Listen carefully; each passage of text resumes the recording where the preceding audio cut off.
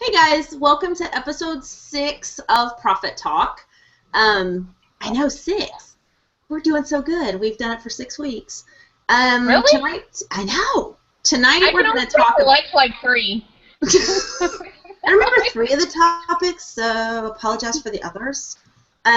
Tonight we're going to talk about niches and do you need one, how to find one. Yeah, let's go ahead. Well, hold up. Let's just go ahead and get all that out of the way. Niche.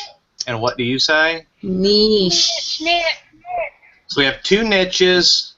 2 niches and 1 niche. 2 niches and 1 Can I clear this up? Because I actually looked it up today.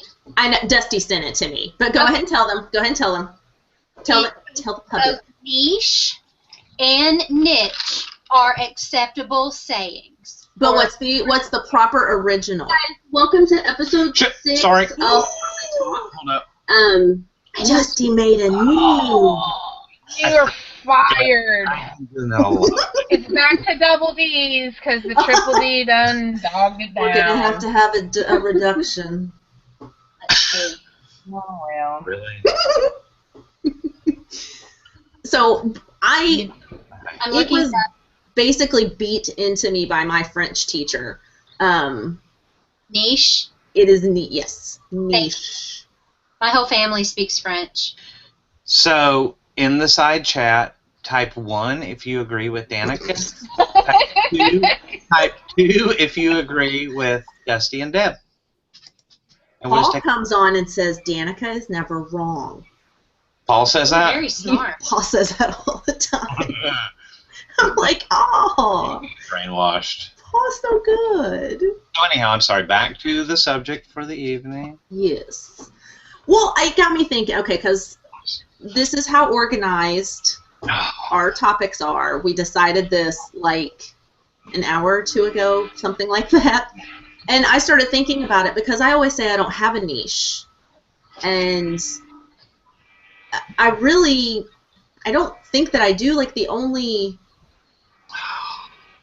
I really can't say that I do have a niche beyond retail arbitrage being my niche. I mean, that's what my specialization. I bet you have a department that you frequent the majority of the time. Well, it used to be books because you guys know I love books. I don't know what it is. I think it's just because I love books and in real life, so it's like it used to be books, but I mean, I'm all over the place now. I guess you could say that it's books, board games, I guess the media, that would be media. I don't know.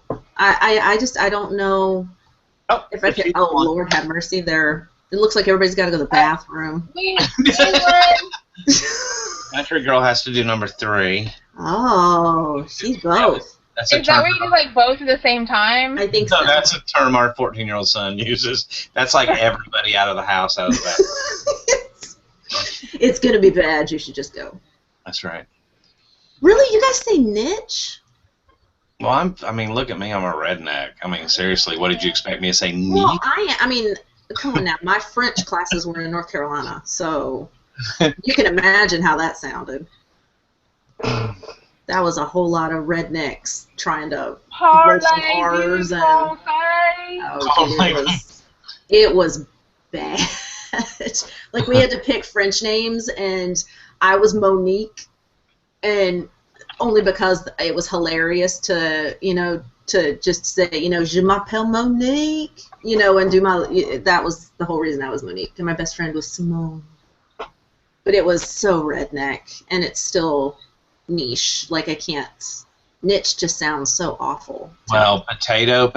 We'll just all agree to disagree. Yes, whatever. So, okay, Dusty, what beyond feminine products is your niche? I don't have. I mean, that's the thing. I don't. It's hard, isn't it? If you had to say what, like people. Okay, I guess the best example of that. Sorry, I am so itchy today. I guess the best example of that is people that I meet for the first time will say, "So what do you sell?" And it's like, I should make a list sometime and just sit down and read off all the things I sell because it's just all over the board everywhere. I mean, I guess the best answer to that for me, my niche is Well, I'm so glad you guys thought ahead. 'Cause no, I did. Yeah, I really did. Working on stuff, and it's like, I mean, honestly, for me, I mean, where I found my place that I succeed the most on Amazon and eBay would be in unusual stuff. I mean, like, you will not catch me listing. That's why I don't do clothing. I mean, I'm not saying there's not some rare or unusual clothing or whatever, but I like the weird stuff. And we always joke the Vagisil or the the prosthetic leg this week, or the just the stuff that nobody else has, because that's where I've been. You have all the stuff that if they came in. I'm sorry. Do I have what? Do I have what? Like, you have all the stuff that if they came and like raided your house, they'd be like, "What in the hell's going on in here?" Yeah, total freak. I actually did. Just quick backstory about it. Like a year ago, a friend of mine called me and he got in some pallets of like overstock and return, and it was liquidation stuff, and he sells online too. And he's like, "Man, I don't know, I don't want to list all this stuff." And it was adult toy stuff. And I was like, "I'll do it." And I kind of picked through it and picked out the better of it. And like boxes of condoms that weren't expired, but they had been sent back from like CVS because some of them had CVS tags because the box had got a little banged up. And they were like, the Trojan 600 count or Aren't whatever. they supposed to get banged up? Isn't that The whole point? No, that's after they're That's after you buy them. And I was like, sure. And one of the items in there was like just a little random bottle of pills, and it was some kind of like male potency pill, but apparently whatever the ingredient was, they had outlawed, and they didn't make it anymore. They had to reformulate it, and I looked it up, and I paid like $2 for the bottle of pills. I sold it for $300 within an hour. It was like 60 pills. I missed it. I think it had a chemical very similar to Viagra that was never supposed to be. Apparently, it worked well for somebody. Over-the-counter thing, so. And I don't mind selling. I mean, as long as it's not immoral, But I mean, there were some toys and things in there too, and I sold some of those and sold condoms and. I was scanning. I will not lie. I was scanning Trojan Magnums at Walgreens the other day, and the cosmetics counter woman was just staring at me like, I'm down on my knees in the condoms. I'm like on my knees. Down on my knees in the condoms. I know. It wasn't looking good for Danica at Walgreens the other day. And she's just sitting there staring at me, and I was like, this is how Dusty feels when he's in the tampon aisle, because these people are staring at me. I mean, that's the thing. Like, I couldn't even finish. Because they had a bunch of Trojan Magnum and something else were on clearance at Walgreens. And I was like, oh, I'll scan that. It was quite embarrassing. I was a little traumatized. Okay, so what is your so what was yours? Books? That's it? I don't know. I do books. I do the health and personal care. I've been doing that one, and I just started the beauty. If you looked at my shipment this time, you'd think it was eyeliner was my niche. I don't really pick. Books is really the only thing that stays constant. Books and board games. I've got books and board games in every shipment. Other than that, it's all over the place. And I'm sorry I keep messing. My hair's driving me crazy. So, okay, Deb, what are you going with for your niche? My internet's like messing up, so if I like block out, that's what's happened. But sure, 'cause you're not. Mine, I actually changed entire. What? Nothing. He was trying to mess with you. Ignore him. I didn't even hear you. I said you're faking that your. I didn't even hear it. I didn't hear it. You're faking that your internet's going out because you are not. No. No, I can't hear you. No, you got like the whole time I've been listening to you guys has been like like that's all I've been hearing. Yeah.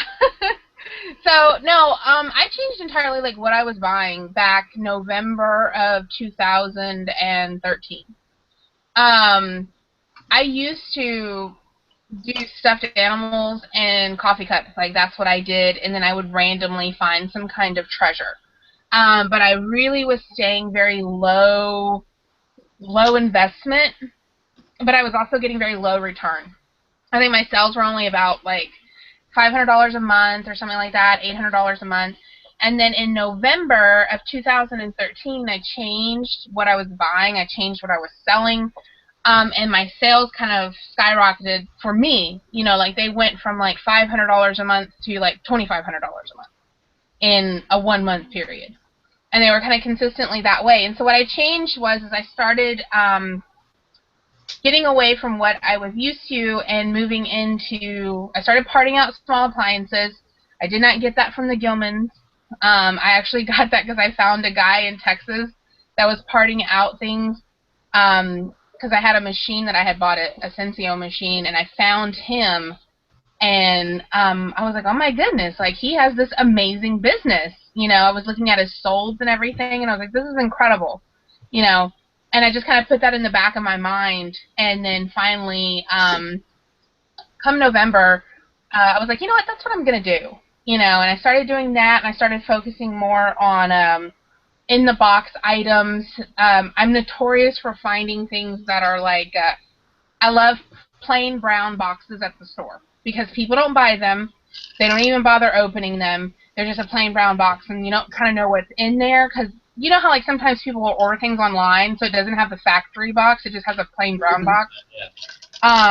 So I started buying those and really focusing on that kind of stuff. And yeah, but you get great stuff in those. You always get great stuff in those boxes, though. Like your grab box, your totes and stuff. Freaking American Girl doll on the bottom. Seriously. Yeah. The best thing I got was like a Batman something. Yeah, my American Girl doll sold. That came out of a $5 tote of stuffed animals, and it was at the bottom of it. I sold it for $99 the other day. I think it was Friday. Oh, I missed her selling. And then I sold that Spell Time game that found. Uh-oh. Oh, she's faking that too. She's probably. Before we get into another topic, I'm gonna restart my modem because I can't. Okay. Yeah, y'all are like, I'm cutting out really bad. So I'll see y'all in about 7 minutes. It takes to reload. 7 minutes. Okay. So what are we gonna do for 7 minutes? I guess a niche for me, I don't really have a niche. I mean, I list everything from antiques to collectibles. When I first started eBay, from 98 to about 01 was car parts. I got into car parts with a guy that I met at the post office because he was unloading a lot of packages. And, this is back in the day. Priority boxes were kind of new. And I saw all these priority labels. And I was like, and he had delivery confirmation, green stickers on it. I was like, do you do eBay? And he's like, yeah. And so kind of started a friendship and a long friendship. And he told me he did car parts, and he gave me some car parts to sell, and he said, yeah, if you'll just sell these, you can keep half the money. I was like, hell yeah. And then it blossomed into something where we kind of went into business together, and we started going around the junkyards around the United States, buying out their inventory, selling those. So that was definitely my niche for about 3 years until I saw the market. A lot of people have heard this story before, but I saw the writing on the wall. The market started. I mean, the prices, things that would bring $150 brought $100, and then they were down to $70, and then they were down to $60. And I mean, we were only paying $10 or $20, but I was like, okay, this is, it's time to get out. Yeah. And then Tris and I got into, for the next few years, of course, there were some jobs in there too. We started a restaurant in there for a couple of years, and I went back to work for my dad in the family business for a couple of years. But, we kept going back to eBay. And then for a couple of years, we did a lot of clothing with thrift stores. I mean, we were jeans sellers for a long time because back then, I told this on the morning show this morning, you could buy, or it was on a show last night, but Picker's Church yesterday, you could buy jeans for $3.99 or $2.99. Thrift stores didn't price much, and it didn't matter if they were men's Levi's, straight leg, whatever was popular in the early 2000s. I mean, they were $19.99 to $29.99 a pair all day long. Back then, 7 for All Mankind was a lot hotter because there wasn't any competition on eBay. And, you know, 7 for All Mankind, we'd pick those up for $7.99, $9.99. They were a $50 bill all day long. Then I saw that market just kind of going down. We moved, you know, life changed, and then I got more into the, you know, into the estate sales, which I've done my whole life, estate auctions, things like that. And I hated history in high school. Couldn't tell you a thing about high school history, but I found it fascinating to find these things and find these old photos and find military stuff, which I hated military stuff. Like I said, in high school, hated learning about World War II. But I found it fascinating. I realized, hey, not only can I learn, you know, about this stuff and learn stuff that helps me make more money in the long run, but, you know, I can make money doing it. And so that started kind of a 15-year learning process that's still ongoing and always will be, of learning about random collectibles, you know, everything from glassware, you know, Fenton to you know, I don't know a whole lot about Fenton, but I know, you know, more than what I did in 1998 or right out of high school in the 90s. You know, I didn't know anything about that kind of stuff. So, you know, I've just tried. I try to keep myself open. I'm open to learning about anything new if I can make some money off of it. There's some things I don't like doing. I don't list clothing anymore because I burned out on it from all those years. Plus, I think the market is really, really tough because everybody and their grandmother is selling clothing. So unless you've got the really, really high-end stuff, you know, if you go search polo shirt right now, I wouldn't be surprised if it brought back 40,000 results on eBay. Seriously, just all day long. All day long it would. You know, and so then you're just a number when it comes to search, because you've got to hope that somebody is searching for a men's polo extra large blue striped. You know, and even then there might be 300 results. You know, so it's just, and it's not a bad thing. It works for a lot of people. I tease Ronnie Hart about it all day long, you know, about selling clothes. He's like, you know, I mean, he's very modest about it, but I said, but damn, Ronnie, you're good at it. That's your niche. Take it and run with it. You know, Ronnie knows how to find high-end stuff. And kills it. So for me, if you ask me what my niche is really more finding places to find unusual stuff. I don't go to typical chain thrift stores, only because our Salvation Army and Goodwill here suck. They look everything up online. We have a rescue mission type, like every town has, type thrift store that has 8 or 10 branches. They do the exact same thing, and they overprice everything so they can run their 30% off sale once a week. You know, why not just start at the regular price and skip the sale? But let me start on that one. You know, so my niche is to find junk stores, to find true, like I have a little liquidation store that's out in the middle of the country that I make really good money off of.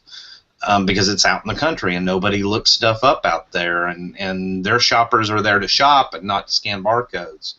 You know, so that's really more my niche is finding unusual stuff. You know, finding. But that works because a niche is just a specialty. You know, a niche is your specialty. It's what you're good at, and that's what you're good at. But I couldn't say, you know, I'm a bookseller. I couldn't say I'm a DVD seller. I couldn't say I'm a CD seller. Because I do sell all those things, but I sell so much more. I mean, I honestly think there's probably, if I went through the category list on eBay, there's probably not a category on there that I've never listed, at least once listed something in.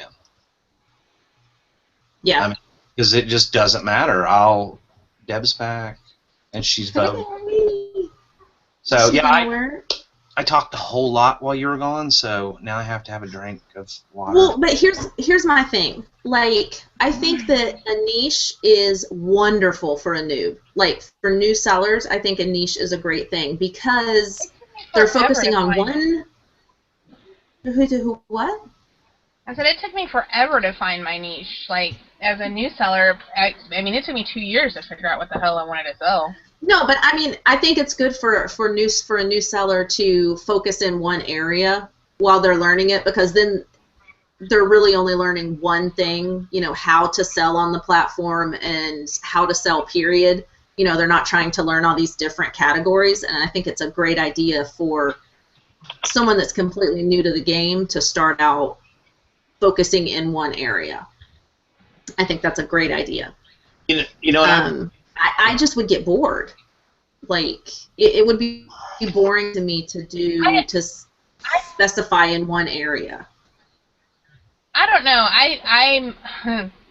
I have to go the opposite direction as you. I think that if you can find an area, and that's why I was saying when you're like, I don't have a niche, and I was like, well, maybe. Well, you didn't say it quite like that. You said it more like, I don't have a niche there, and so, like you know, and I asked you, I was like, so, you know, I was like, I bet you there's an area of the store that you go to more. So it's not necessarily, I don't think, you know, because I sell such a wide variety of things, you would think when you're talking about niches, you know, like, oh, well, you know, I don't really have one, but because I sell 100 different things, but I kind of, like, eagle eye in on certain areas of the store.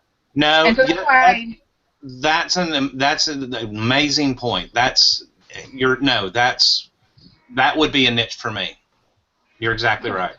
Yeah, so I'll, like, to me, my niche is that first place I go in the store. That doesn't mean that I don't go to 10 other locations in the store, but the first place I go to, you know, is going to be, like, the housewares department. You know, because that's where I'm going to look, and that's where I know things, and I don't have to look things up. I don't have to, you know, or if I do look something up, it's because I've never seen it before.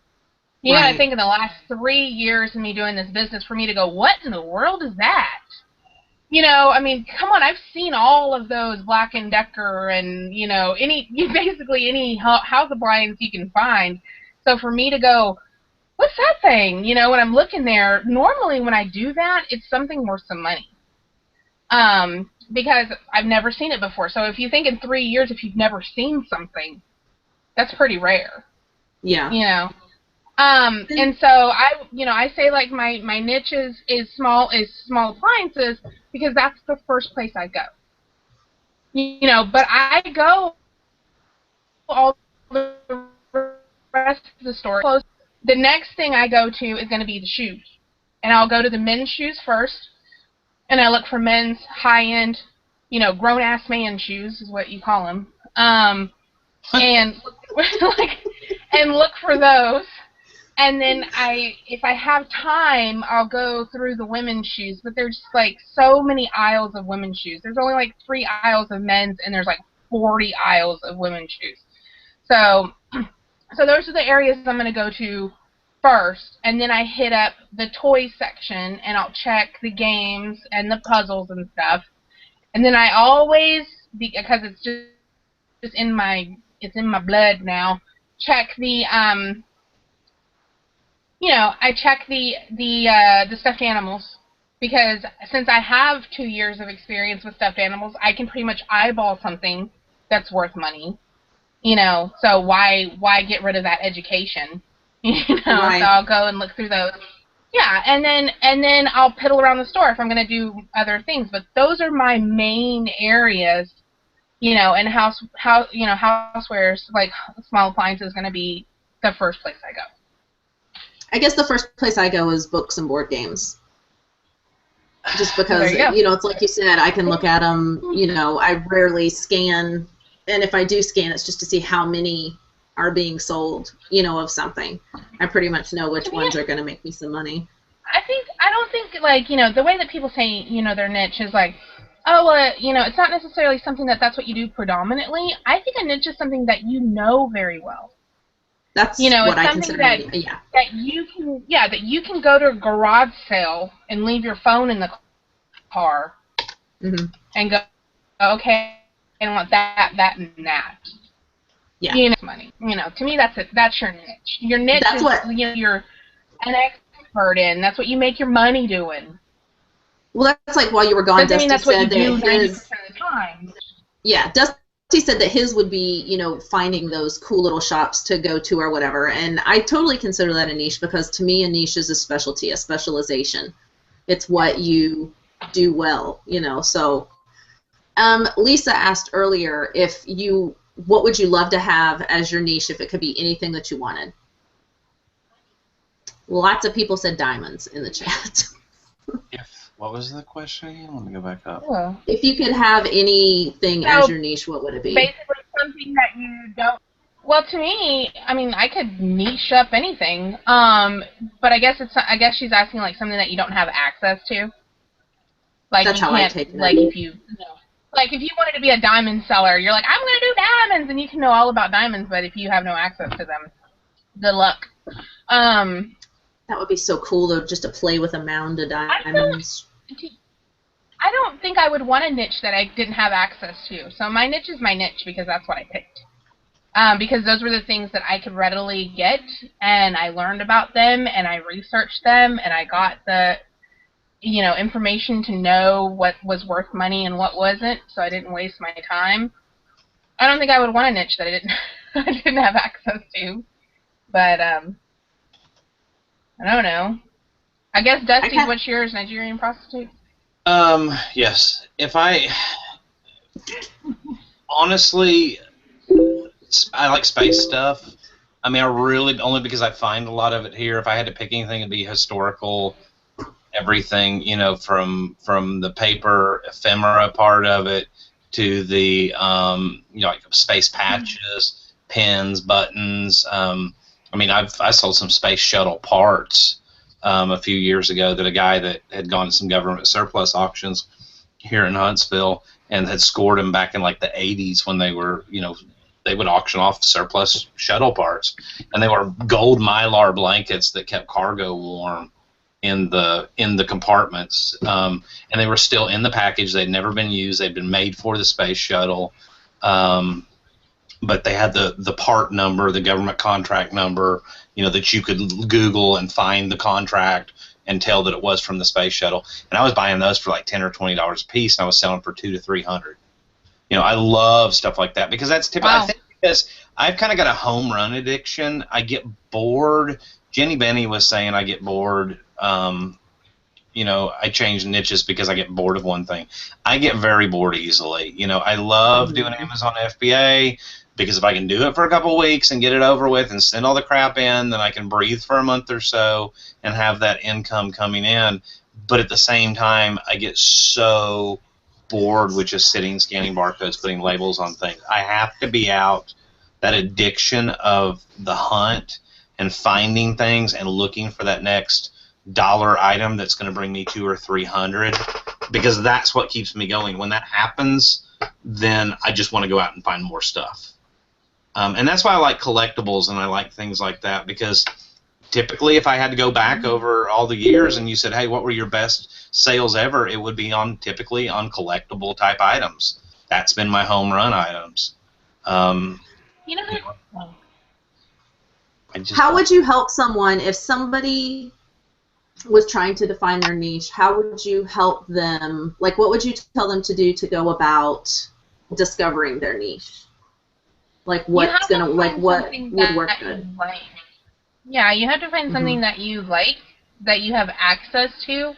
I see a lot of people that start out in the business and they start out doing something that they hate. Or they start out doing something, and I hate to say it, they started out doing clothes.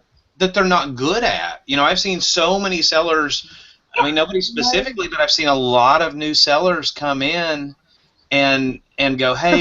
Like Dusty said, like, I saw so-and-so and so-and-so and so-and-so. They didn't know nothing. They're like, they're like, hey, look at, hey, here's what I'm selling. I don't understand why it's selling. And you go and look at their eBay store, and it's like all clothing items that are not even fashionable, not whatever, but they bought them because they had Tommy Hilfiger on them and they heard that was a good brand.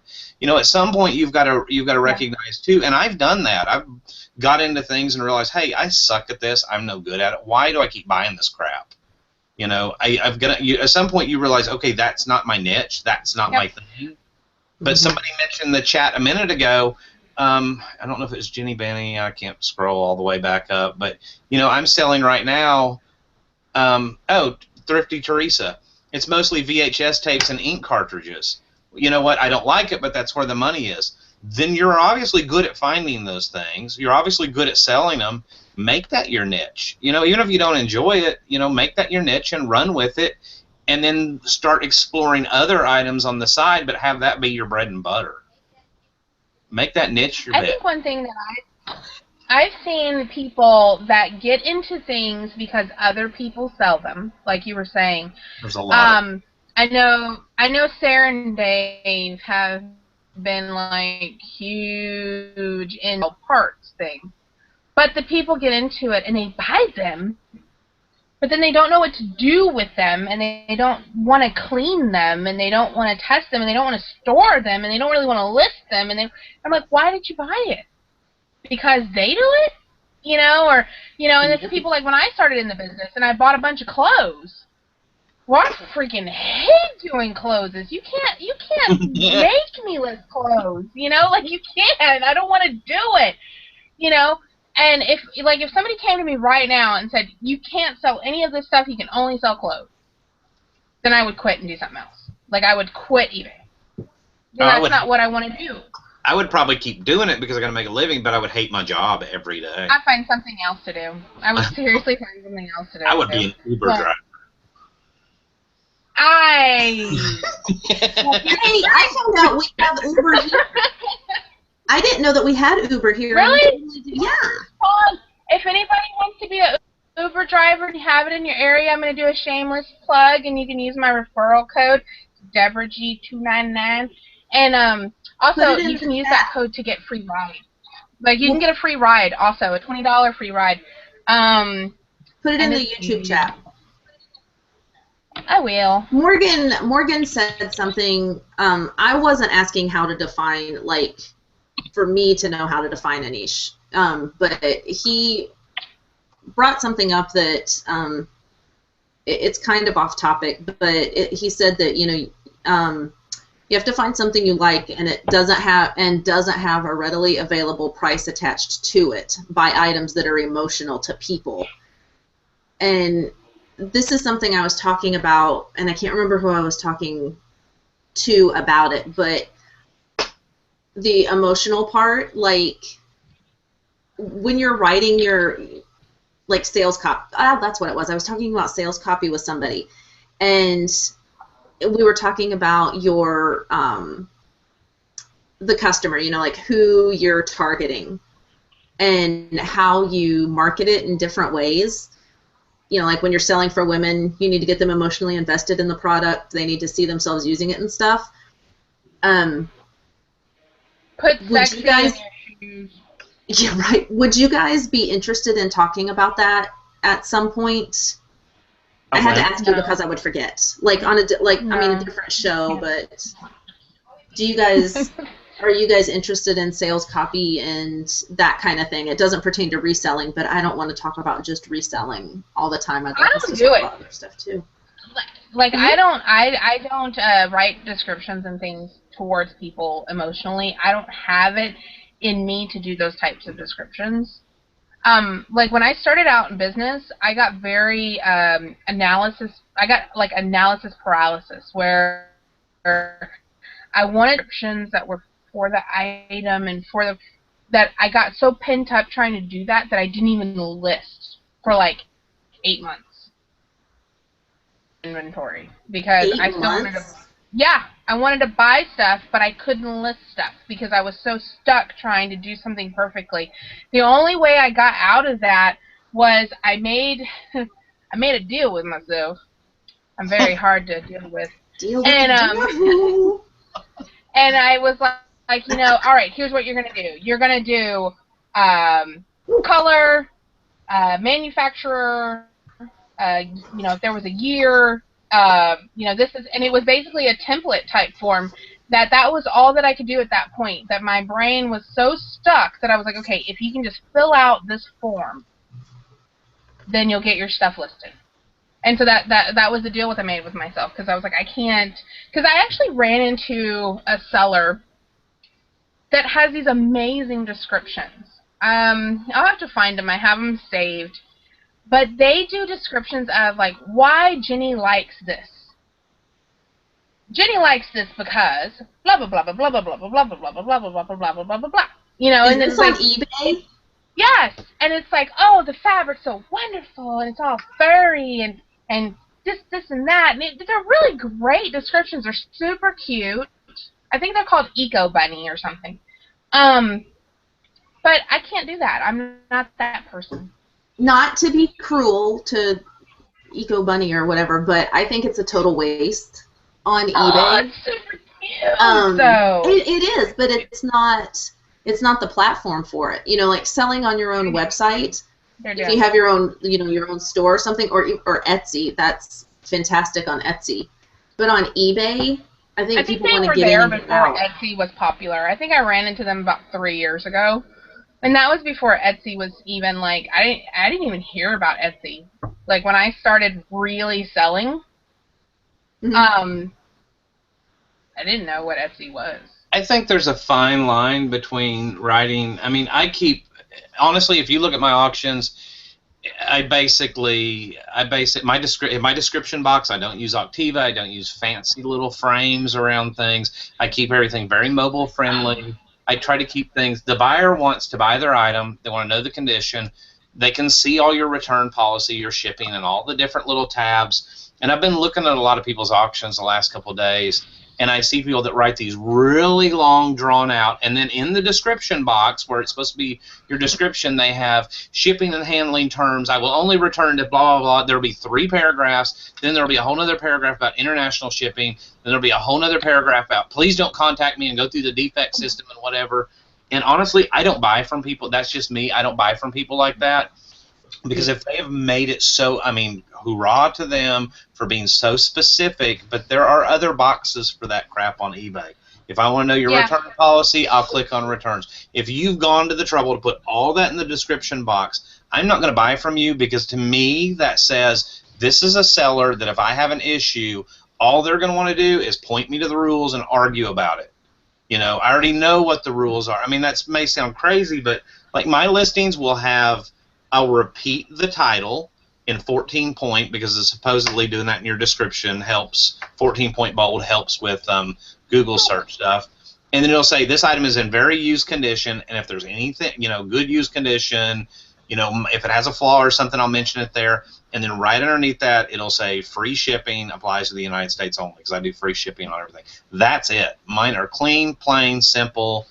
I know you can get templates that enter all that stuff, but I don't want to type it. I don't want to template it. I don't want my description all crapped up with cutesy stuff or rules where it looks like I am so strict that I run my buyers off. Mm-hmm. I only put, I'll put like an extended version of the title, like make it a proper sentence. And then I'll put things that are important in bullet points, like the measurements. When I do shoes, because one of my niches is shoes, I do men's used shoes and I do women's comfort shoes. Because I will not sell women's high heels and stuff like that. You can't. The sizing issues are just too bad. So I do comfort shoes because I never have a sizing problem with those. And so I'll put the insole measurements of the item, what it measures inside, length and width and such, and then I think that's about it. I mean, my descriptions are pretty short. I mean, I try to be professional. I want them to look at it and go, hey, I don't want them to think they're dealing with a company, necessarily where they're not going to get personalized service if they have an issue, but they're going to be lost as a number if they have an issue. I want my customers to know I'm a person. I want them to know I'm a person, that's why I have an About Me page if they want to read that. But at the same time, I don't know why it irritates me. I guess because everything does right now. But it irritates me to see these people that come in and do this long, just drawn out everything else. Oh, yeah. It would be like if you walked in the store. Policy. I mean, that to me is a turn off too. If I go into a store and their return policy and all this policies, but everything's plastered all over the door, I'm like, really? Seriously? That would be like if you walked into Walmart and on the door was like, don't even think about trying to return anything about a receipt. You might as well just go home. Danikas are super minimalistic. They are. Because I hate, I can see the pictures. I don't need your, wonderful description or whatever. Tell me the absolute necessary things that need to be said about it. It's size whatever, its measurements are whatever, it's blue whatever, and then that's it. I break out, when I list something on eBay. It's, That's why you know, I got that angry very email. few. You got an angry email? I got an upset customer today because they said I should have said something, and I looked at the description of my item and it said it in there. I was like, well, I don't know what to tell you. That's where you screenshot it and highlight it. Said, you should have said this was printed on the thing, and I'm like, oh, okay, so I'm like, oh my gosh, did I not put that in there? And I go look at it, and I'm like, that's the first thing in there. I don't know what to do. I don't quite know what to tell you because I did say that. Well, I was like, I'm so sorry you didn't see the such and such and such in the description, even though it's there. I'm sorry you're blind and didn't read it.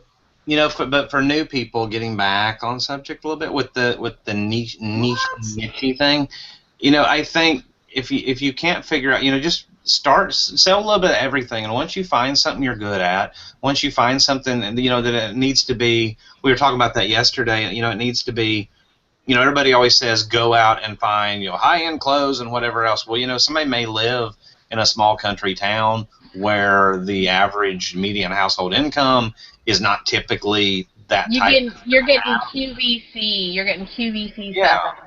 But, they're not going to have high-end clothes in their local thrift store. Well, if that's what happens, you know what? Those are the people that usually have VHS tapes. There you go. Then make that try that for a while. And if those start selling, run with it. Once you find what's plentiful for you, list, don't set limits on yourself, but list a wide variety of stuff.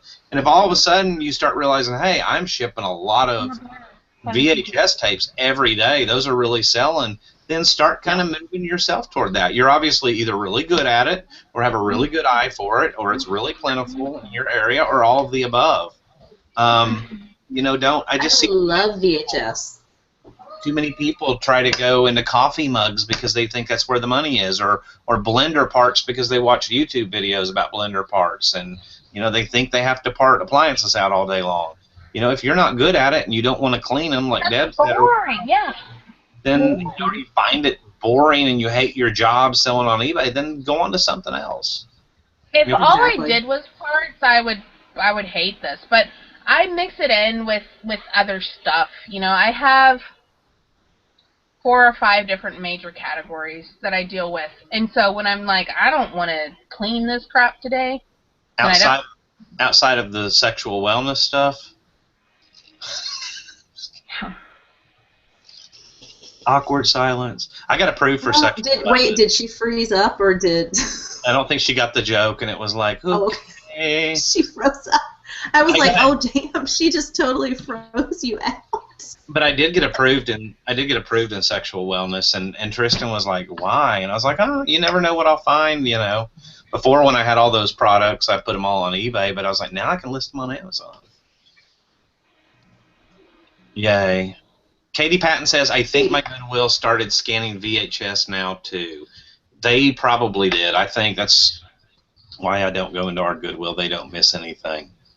That's what I was getting ready to say to respond to her. Our Goodwill, our local Goodwill, they don't scan anything. Really? No. Everything goes out on the floor. Wow. Everything. We have lots of Goodwills. We have lots and lots of Goodwills. I know Salvation Army looks things up because Salvation Army holds auctions. I mean, Goodwill holds auctions too, but Salvation Army has like an auction area. And so they actually pull the items before they ever even hit the stores. Is that where you wrote your thing down? Is that the thing you were talking about where you could write your bid if you weren't going to be there? Goodwill does that. Goodwill, each individual Goodwill location that we have, and we have like 25 or 30, they have auctions every Saturday.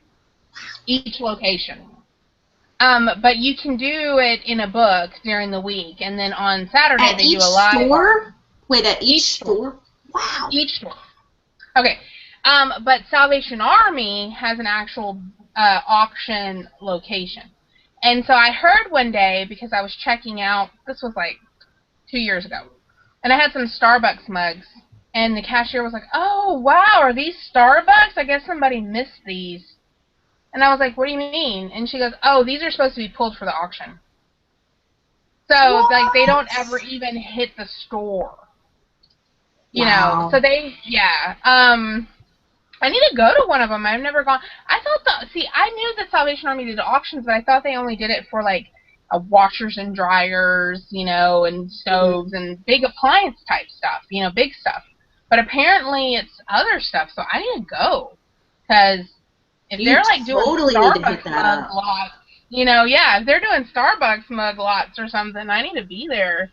See, our Goodwill, the closest thing to getting the good stuff that our Goodwill does is they take the things that are small and expensive and they put them in a trophy case, and you have to ask them, you know, if you can get it out. That's it. Everything else goes out on the floor. I've picked up, I can't tell you how many $100 books, you know, for 86 cents. You know, softback books are 86 cents. And I can't tell you how many I've gotten there. There's no way that and VHS, I've gotten some VHS tapes that were crazy. 86 cents? 86 cents. What? Who came up with that pricing? I have no idea. It's either 86 or, yeah, it's 86 cents. It's VHS tapes are 49 cents. Kids books, I think, are 49 cents. 63 cents. 86 cents for softback adult books. Hardback books are $1.79 or $1.49. There's a huge jump. They're like double the softback. Irma, we're gonna have to raise the price. I know. We're gonna be raising the price on them hardback books. We're gonna get them up to $1.63. That's where they get the big money. They get the big monies. But you know, it's. They don't. I mean, there's nothing that they hold back, and it just like the most. Like I look at some of the stuff that's in the auctions, and I'm like, what in the hell are they doing? I'm like, that's a bunch of crap.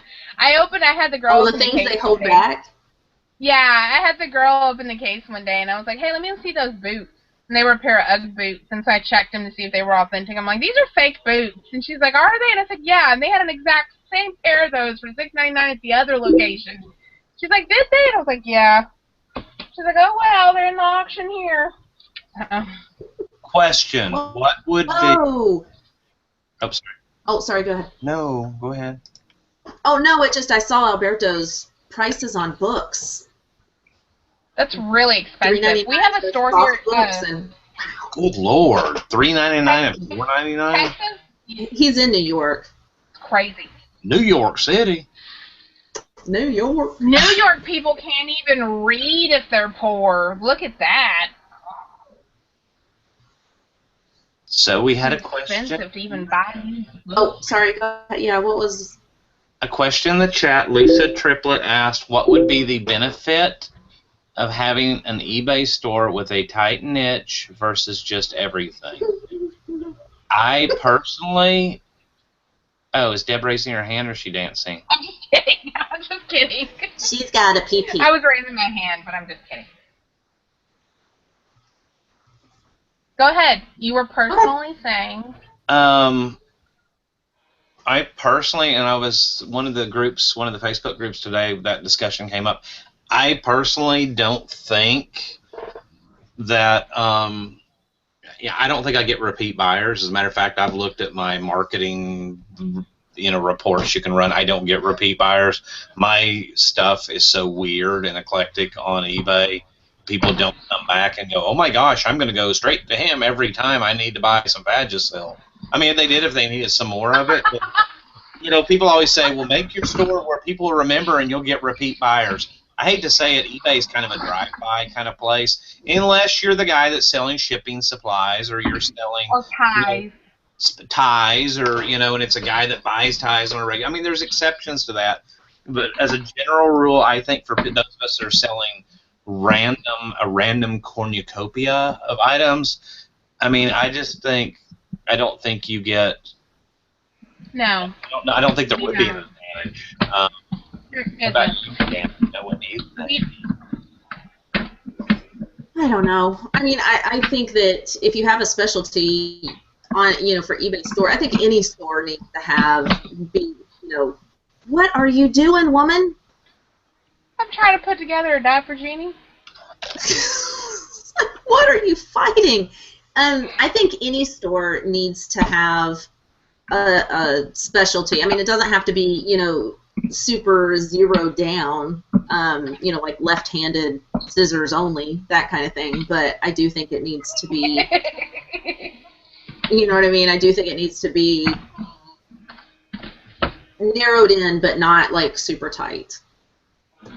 I think that I was fighting with this, wasn't I? I just saw the YouTube replay.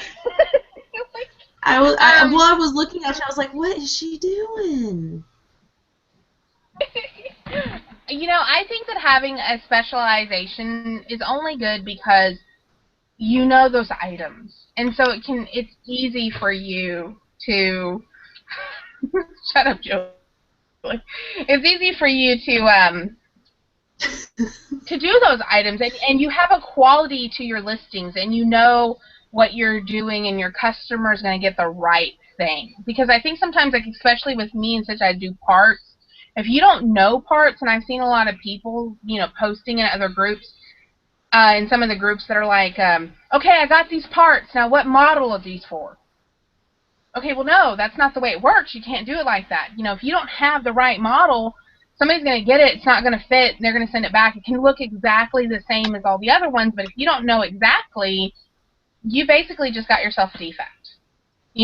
So I think it's good to have a specialty only in that because it's something that you know very well. But I don't not buy things just because I don't know what they are. I mean, I always look things up. I'm constantly looking things up. If I don't know what it is, I'm looking it up. And then you want to know, is it worth money or not? So specialties are important just because, you're educated about them. But other than that, I mean, don't, keep your blinders up that you're not looking at other things around you. I agree with that. Like Yaya said, if you have a niche store, then you have a chance of being that go-to store for that product. I mean, that's fine if you're only carrying one type of product line or, several narrow type of product. But I mean, for most, I think the majority, most resellers I know are just so random with their stuff. It's just general thrift store merchandise. I mean, I don't think that would necessarily apply. I mean, it definitely would if you were selling cell phone accessories or you were selling, only baby clothes or whatever. Then yeah, definitely. Yeah, I mean, if you're doing something but it carries over not just. Oh, sorry, Deb. I was just saying it carries over for beyond eBay stores, any online store. If you have your own web store or whatever, you need to narrow it down just a little. Home goods. That's a huge category, but it's still, it's still a category. That's what I was trying to say. And for me, the longer, I think you tend to grow out of a niche too, as well. Sometimes, the longer you sell on eBay, the more diverse your knowledge is going to become. Like I said, I've learned more and more about this kind of stuff, this kind of stuff, this kind of stuff, and eventually, if you keep pursuing all of it, you're going to find you're not in a niche anymore. I'm not in auto parts like I was 20 years ago or how many years ago I started, and now I'm in the everything business, including Vagisil. You're never going to live down the Vagisil. No, pretty much. You're always going to be like Dusty the Vagisil guy. What I really need to do is take the shelf behind me and move it from over there so that I just have like a wall of Vagisil, dummy it up. I need to get you a poster. Yeah, you need a backdrop that's only just a whole bunch of shelves of Vagisil. That would be amazing. Did you say a backdrop? Oh. Yeah, backdrop. I thought you said vag drop. No, a backdrop that's behind you.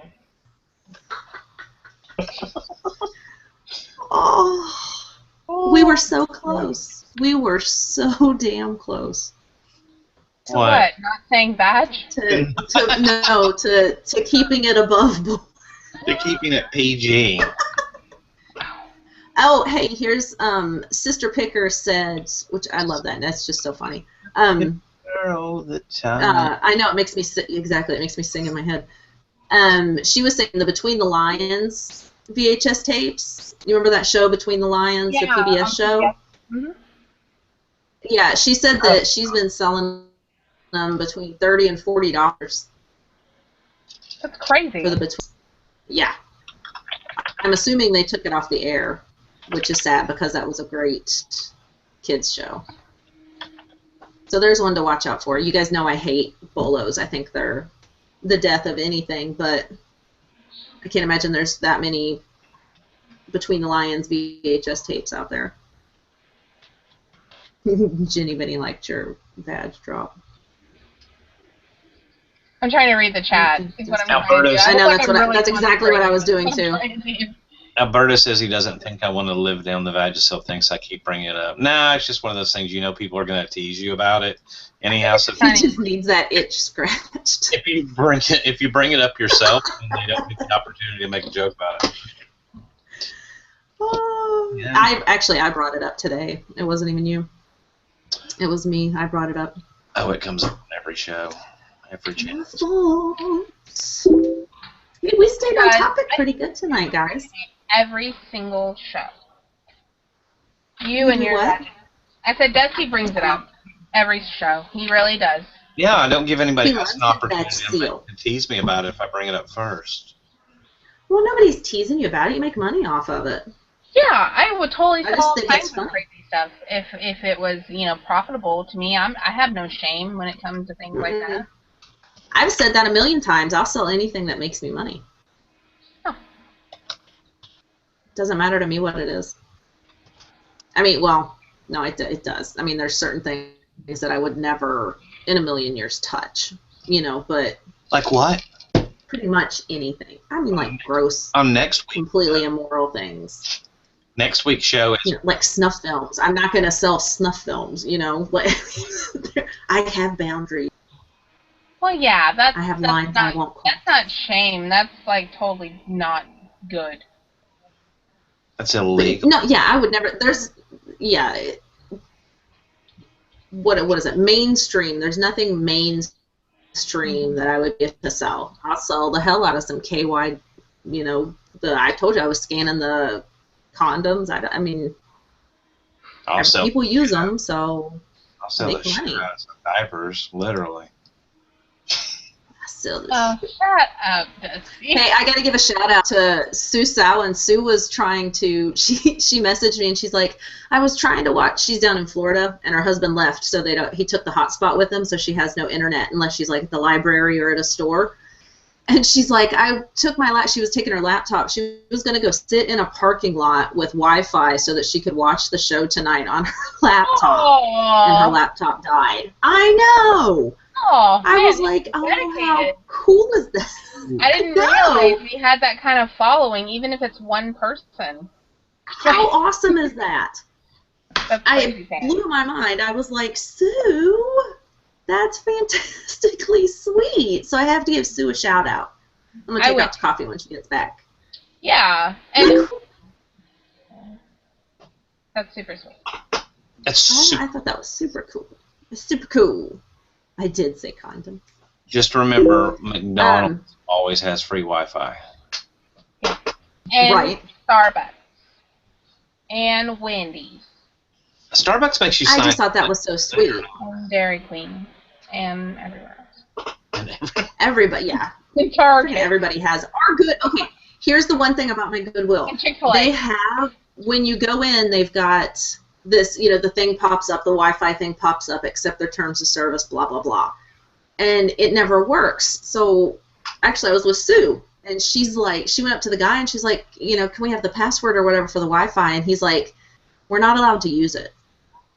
And I was like, then why is it there, with the terms of service and stuff? And he's like, I have no clue. I'm not even allowed to use it. I was like...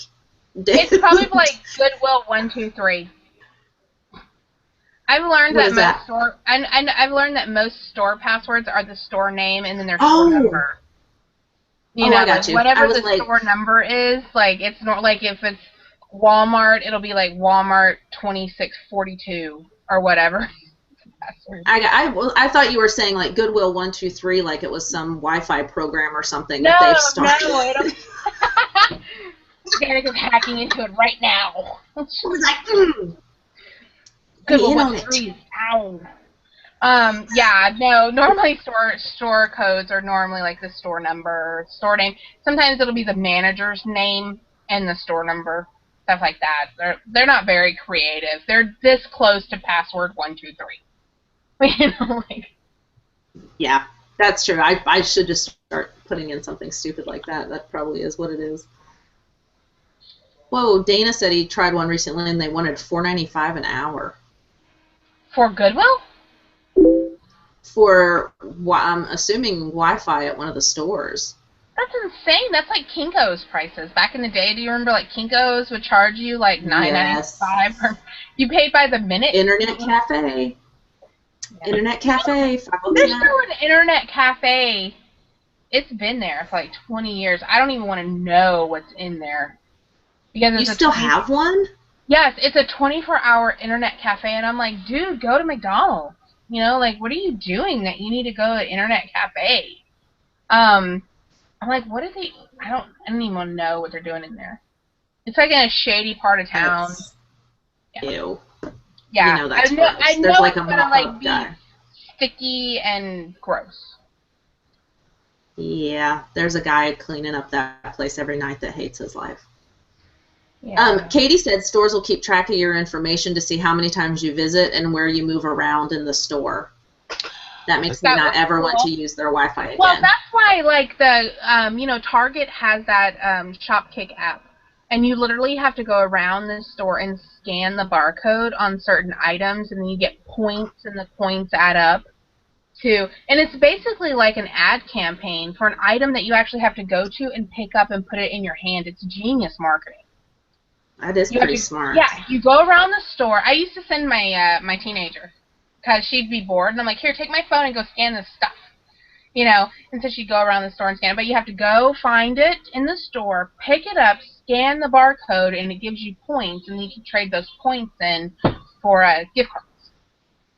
I have never heard of that.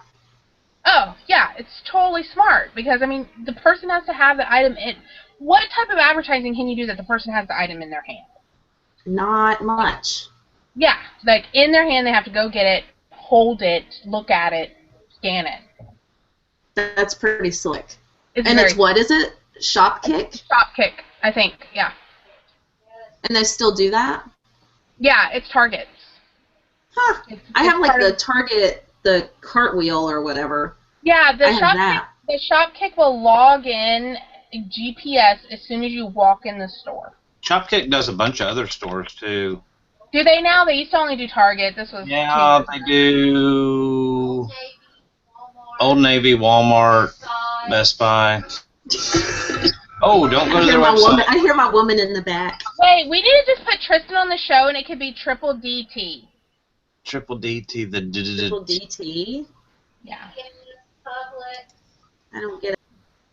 Is she still calling stores? Yes.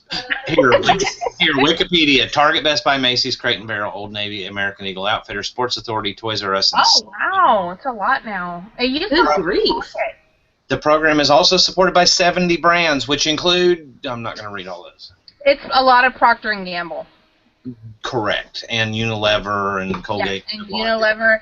All of the things that come in your coupon inserts. Coupon. Coupons.